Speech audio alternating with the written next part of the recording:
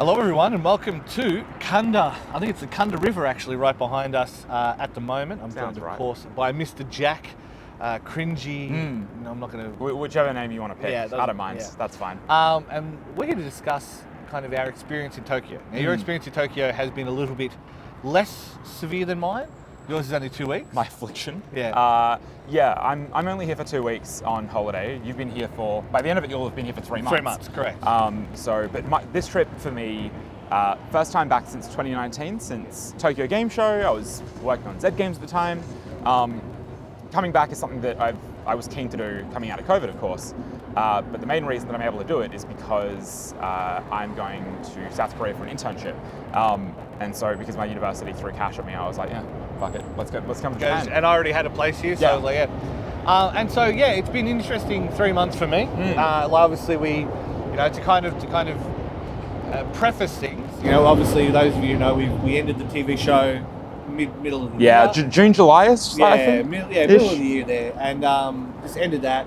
Everyone kind of got their last episode, and it was cathartic. We did nearly 400 episodes of it. I'm pretty sure in the end. We got close, yeah.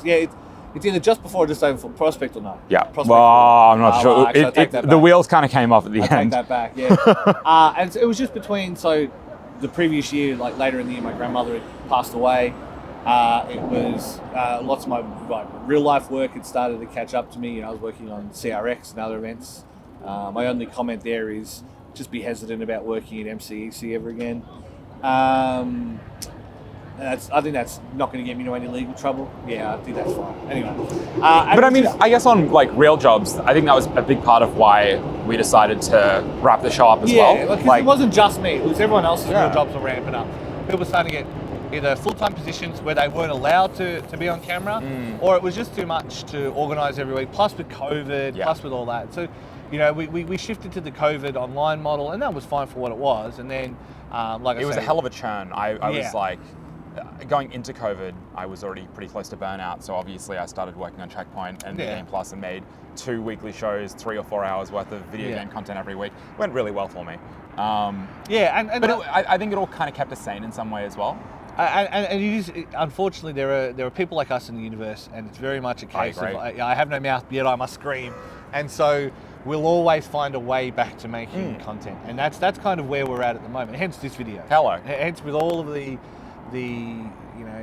insufferable self-reflection. That's where we're at this point to discuss Tokyo. It doesn't have to be insufferable. Well, look, I'm there, so that doesn't help. There are definitely changes that are for the better. For sure. In Tokyo. Yes. Yeah. You can use your credit card here nearly everywhere. Yeah. Big Pog. Good. Yep. That's because that was definitely, you always used to have to carry $100 of cash, and even I still always do. Always a couple of hundred. You go to Conveni in the morning, you go to the train station, you top your speaker up, and you have... And your speaker's on your phone now, by the way. 50 to 100 bucks. Well, yeah, but then good luck trying to top it up with your phone. That can be a problem. Apple Pay can be a little bit hit and miss. Big Abba, yeah. With an actual card, if you've got a good travel Visa card, we love Wise. Yes. But even if you've got like a regular Visa card, you probably find in a lot of places. MasterCard's okay as well. My standard Bank West one, MasterCard works in most places. Yeah. I just don't use it because one of them attracts fees and one of them is coming from Australian dollars. And when I converted to in my Wise account, I had a better rate than So that's mainly why. But so not having to carry cash is kind of good, but I feel like I don't know if more foreigner friendly is necessarily true or more gaijin, but like English speaker friendly is true. Because I know for sure that my Japanese has improved since I was last here. Like the first 4 days of being illiterate in Japan didn't really exist this time, which was a nice change of pace. Yeah, so I mean, obviously I had a little bit more practice. I'd been practicing in advance of coming here. Now I can get through most social situations. Like it's okay. The problem is in Australia you never get the chance to practice. When you're here, you can understand what's being said to you. Well, I can, and you just can't. You stumble your way through it. Yeah, you stumble your way through it. So it's not necessarily the one way that it is foreigner friendly is because a lot of the ways that they fought COVID was a lot of systems went to ordering from like tablets and stuff like that, and so it's very easy to translate a tablet. English menu is just a button. So all your main chains, Skiya, Koko Ichibanya, Matsudo, like the sushi trains, like Kuda Sushi and like Genki Sushi, Uebe Sushi, like it. All of them now run on tablet, right? And most of them did anyway, but they definitely all run on tablet now. And so you can always change it to English. There's always those options there.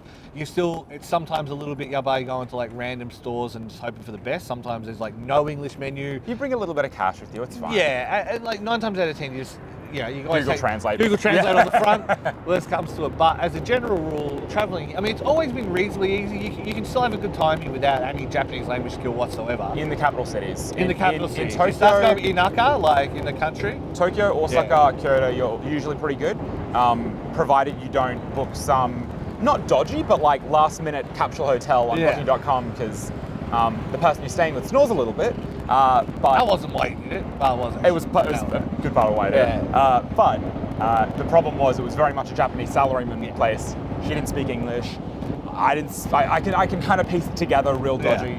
But yeah, as long as you're in the capital cities, you're fine. Going regional. I did have to send stuff home at the post office 2 days ago.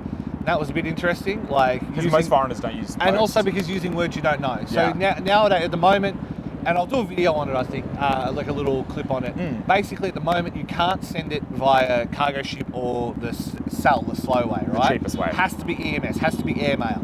So it costs money. And it's not huge amounts of money. It's still cheaper than doing it at the airport. It's still cheaper than what... He bought a lot of wank and needed to send it back to Australia. It's both. I bought a lot of souvenirs that are heavy. They're not big, they're just dense.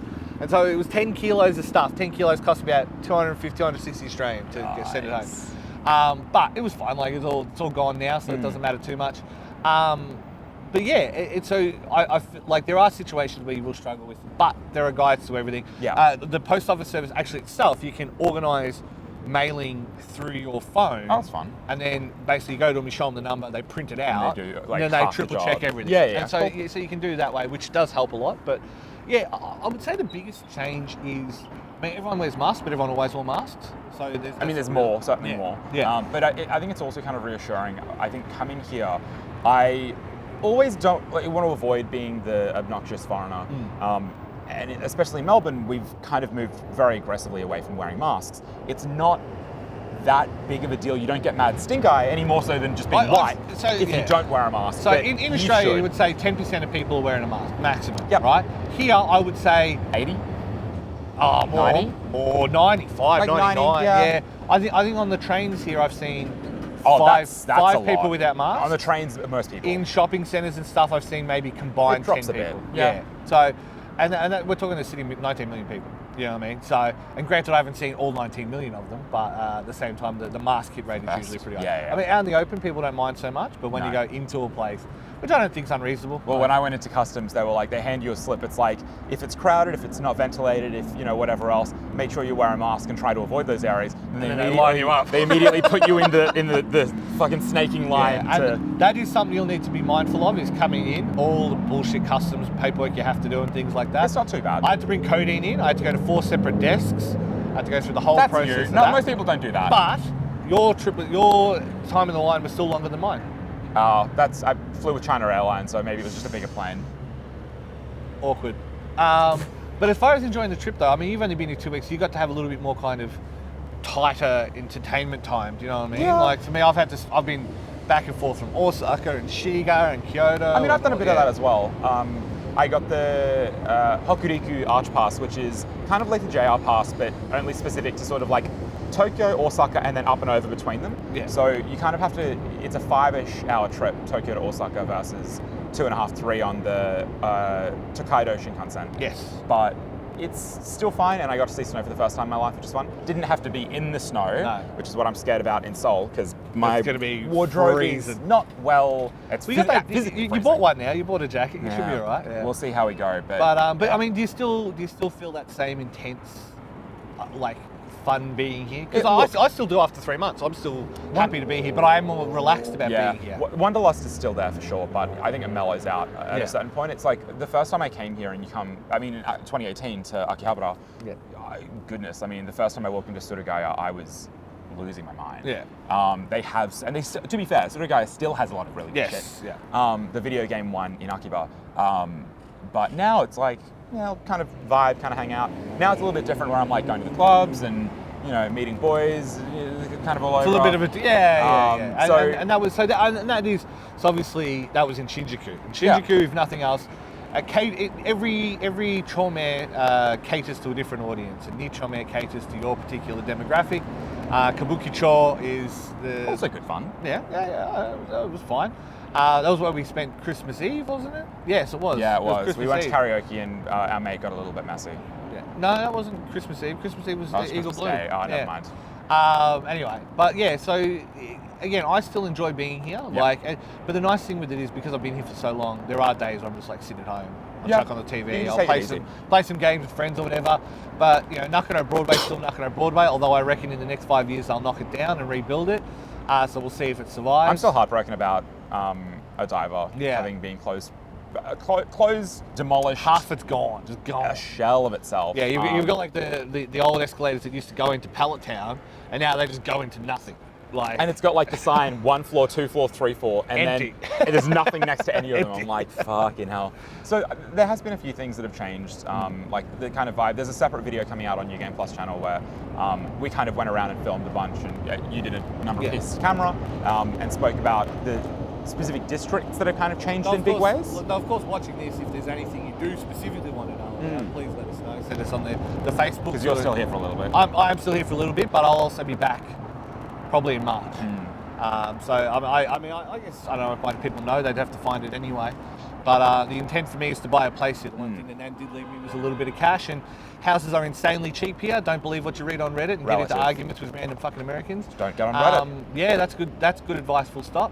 But you can get an apartment or a house here in the suburbs of Osaka or Tokyo for sub $100,000. 50 grand. Yeah, it's crazy. Like, and don't get me wrong, if you're in Shinjuku or these rich people places, it's rich. Oh, you're paying money. You're paying big money. Meguro, places like that.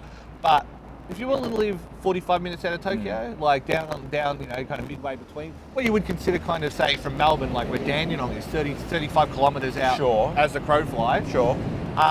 You know, you want to buy a 2-bedroom shitty flat in Dandenong, it's $250,000. You want to buy one here in Tokyo, and that far out, 40, 50? I found one for 70, you know what I mean? And so, and there's no rules on thing, the yen's good at the moment, so that's my only advice. On foreign advice. ownership, that's what's there's no rules on foreign ownership, it just doesn't help you don't get a visa because of it. So that's why I'll be back soon enough. So again, if you do want to know anything, or if there is anything you want to know more about, let us know. But I guess, I don't know, did you have fun this trip? Oh, goodness, absolutely. I mean, I still have a great time here. It's still, I think when people talk about cheap travel destinations, Japan is one that they would never say is cheap, but I kind of disagree. I think people think of it from like the 90s, where it was in the boom, and 1 square block in Kyoto was worth more than all the real estate. Well, yeah, we're not in the 90s, but they also do a lot of facts here. So I always say this is the best version of the 90s that exists. And I remember it when I was a kid growing up, because I'm old. I don't know if I've mentioned, right? Shut up. This was the service you used to get. There used to be people that would greet you. There used to be proper department stores. There used to be all these things. In a consumer sense, everyone goes, oh, Japan's like a technological wonder. In a consumer tech sense, maybe. But in an everything else sense, absolutely not. And that's what you've got to navigate is those the user experience is lacking somewhat. Yeah, so I mean, for example, I went out last night with one of our friends, our mutual friends. We had 10 drinks, just under. Oh yeah. And then some skewers and a bit of dessert. And it cost us $55. And that was 10 drinks.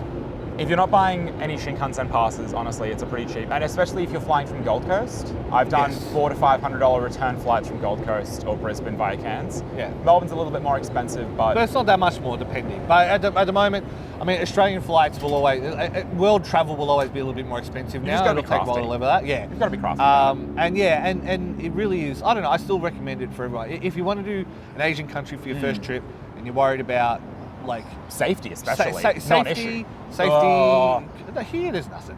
No, but like there's so many signs around like Shinjuku being like, don't go into like girls' bars. Or don't get pickpocketed. If you go into girls' bars and stuff, and like, because that is the thing. Once they've got you in the girls' bar, they got you legally, right? And you don't know enough Japanese to say no, and so they'll just load you up with charge. Basically, every time you buy the girl drink that's sitting with you drinks, it's the drink and then it's another $10, right? If they sing you karaoke, it's $25.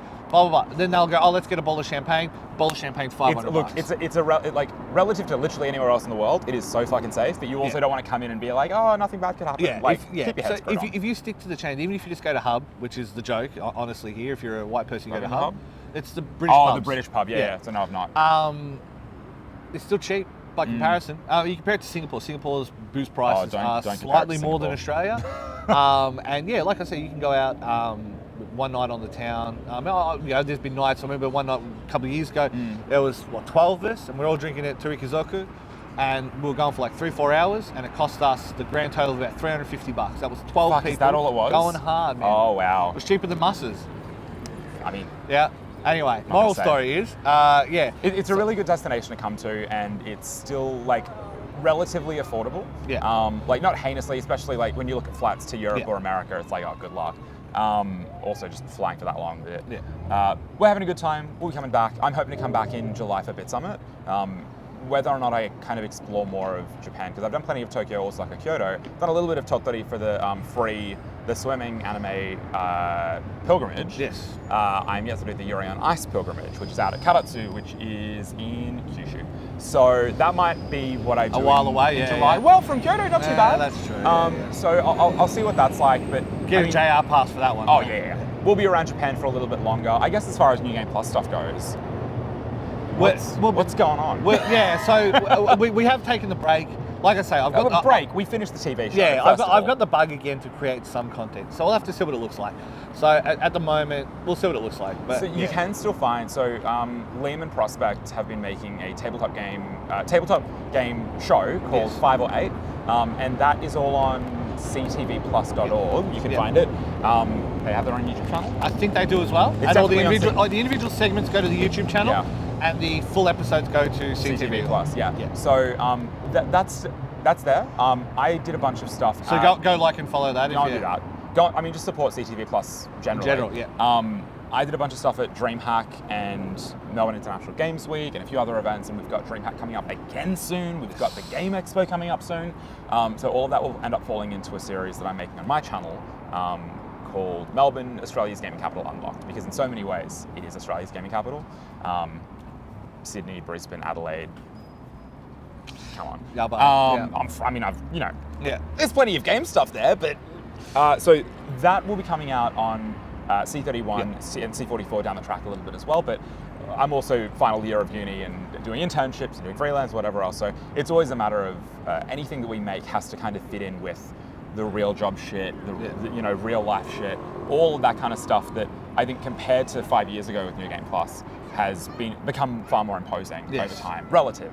So that kind of means that the style of content and certainly the frequency of content has changed significantly. That's kind of fun as well. Yeah. So like I feel like I needed the 6 months break. Keep in mind that before that point I'd basically been making television consistently for 15 years. Since I was 22. Could never be me. I was probably due for a break. I was probably due for a bit of time off. And I think we've had a lot of fun making New Game Plus stuff. So it'll be interesting to see what evolves next. I feel like you'll still see the familiar faces. Like we'll still be leveraging all the old contacts. We still have reviews going up on the website newgameplus.tv, I believe, sometimes as well. So you can check that stuff out there because I think Jamie's done a few of those. Yes. So there's still content. And there'll still be some written content going up and things like that. But maybe that's I think I've just figured out my answer on that one. So I'm just gonna keep that one. Content can go a number of different directions, but the reality is, if you're checked into New Game Plus on Facebook, Twitter, Insta, and YouTube as well, you've got a pretty good kind of cover on that stuff because that's where you're watching us. Shocker. We're just kind of vibing. We're having a good time. We're going to be getting back to making more content, I think, over the next little bit, but not the same as we were before. No. When we did that for so long, I'm like, especially during COVID, I think I made like 50 episodes in the year. That's fucked. And so at the same time of that as well, like I say, if there is anything you specifically want to know, and maybe we'll cut this clip out and put it on the socials as well, but if there is anything you want to know about being over here, or if there's something you want me to want us to go check out specifically, I'm pretty good at smuggling cameras in, so it's fine. We can get some footage. iPhones are pretty good nowadays. The footage you get with your iPhone is pretty good nowadays. We can definitely do that. We can definitely give you a bit of a perspective on that, and as we say that, of course, in the background there's some Murray cars going past. Is that? They're parked at the lights across the road. So the Akiba Murray cars are set up here. Yeah. So That's honestly the reason why I fell in love with Dive Bar. 'Cause Correct. Like we did Correct. it over Rainbow Yeah. Bridge. Fuck, that was hot. That was awesome. In a go-kart, that's still probably one of my top 10 experiences. It's one of my top 5, I would say. It's like one of the best things I've done in this country. Shibuya wasn't as good. Shibuya, was it Shibuya or Shinjuku? Shibuya. Oh, it was Shibuya, yeah. That was less good because I've never liked Scramble Crossing. Looks different now. Yeah, it's very different. And you'll see that if you watch the other video discussing that kind of stuff. But there's definitely lots of fun to be had still over here, and I'd recommend you come here and. It's. I'm sure they want your money. Kishida-san is begging for your tourist dollars. Plenty of Australians here at the moment. Holy shit, you hear Plenty the of accent. Australians, plenty of Americans. You can hear the Plenty of accents. Brazilians. Plenty of Brazil on Grindr. Yeah, where did that come from? But yeah, Japan's good fun. Unsurprisingly, we're still into it. And New Game Plus related content. I guess thank you for your support up until when we finished the TV show, and then as we've kind of petered along in some capacity with online content since then, we never really made a promise to like keep going in the same way because we. Well, I think as much as anything else, we need to stop and figure out what we want to do. Exactly. And we're still having that conversation. And it changes. Yeah. Like what we wanted to accomplish at a certain point, you can't really do that with a regular magazine style TV show. Yeah. And the format had changed a bunch of times, but so it does offer it gives us space to do different things. Yeah. At this point, and and at the same time, obviously, I'm at that point in my life where I do have that little bit of extra flexibility to do those fun things that I previously couldn't do from virtue of didn't have the space or didn't have the thing or whatever. But maybe hopefully the next video I'll do is one of them will be a house tour of whatever I buy here. So that's, And then you doing it up. You're really leaning into the YouTube like and subscribe bullshit. It'll be like Burke's Backyard, but for Japan. Not awesome. Bakusu Backyard. Don't bring that back up. But yeah. Oh yeah, we don't discuss Don Burke. No, we don't. I don't think he was that. Move on. I think that's a pretty good recap of where we're at as far as New Game Plus stuff and Japan and what else is going on. Thank you again for your support. Yeah, do follow us on the socials. If you haven't already. New Game Plus TV. If we got some more announcements coming soon, that's where we'll filter them through, and then we'll change it from there. So Pretty sure we got Game of the Year content coming soon, actually. Yeah, actually, that is Forgot about that. That is going to be filmed in the next week or two. So yeah, Week or two. We wanted to wait until the year was over, but also we wanted to get everyone's votes in. Funnily enough, I'll give you a little bit of a hint on this year. I didn't put in votes this year. You didn't put in any? I put in one. I put in a third place vote to settle the third place tie. Oh wow. Yeah, that's the only thing, because I didn't play enough games this year. No, fair. This year just gone to 2023. Yeah. 2023 will be different, I'm sure. There's so many. Oh, Jesus Christ, this year coming up. Like, it's going to be so good. But last year, I just with everything going on, no, totally. I played a lot of Monster Hunter Rise. And that's it. And you still are. I still am to this day. So, thank you all. We'll hopefully see you in the new year, and I hope you've had a good Christmas and New Year before this, and hopefully have a good New Year coming up.